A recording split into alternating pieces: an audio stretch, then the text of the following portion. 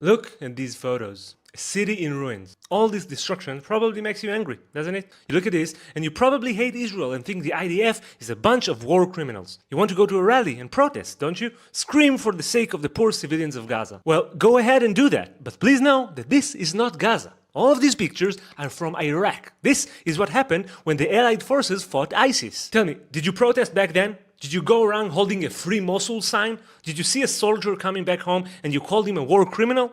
Probably not. But why?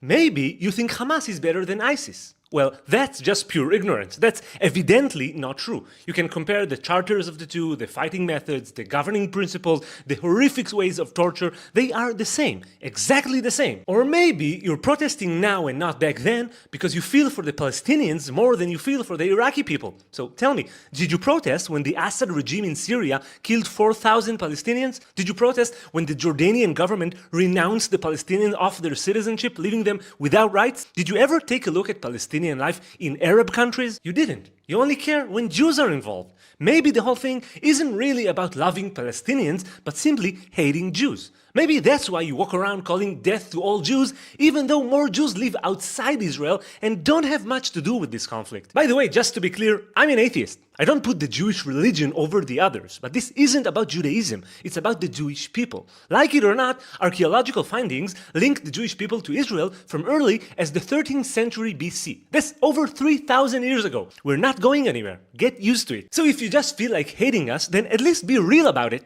Don't lecture us about civilian rights that you obviously care nothing about, since you complain about one genocide but advocate another. Now let's finish with the photos I started with. I don't want you to think that I'm using whataboutism to justify innocent death. This destruction is horrible, but unfortunately, sometimes it's inevitable. When your enemy does everything in his power to use civilians as human shields, civilian death are inevitable. And if you don't understand this, you need to wake up. You have to understand who we're fighting here. You got to finally realize that Hamas has a huge incentive to put the civilians of Gaza at risk and even kill them by itself, as it does all the time. Now, I've served in the IDF for 4.5 years. I know the IDF code of ethics, and I know what happens to those who break it. They are in prison. I guarantee you that the IDF does everything in its power to avoid civilian death, even if it means aborting the mission. But don't take my word for it. Take the word of Richard Kemp, a colonel in the British Army who commanded the British forces in Afghanistan. He completed 14 rounds of fighting around the world, an absolute expert in fighting terror. Listen to what he has to say. Based on my experience and my observations,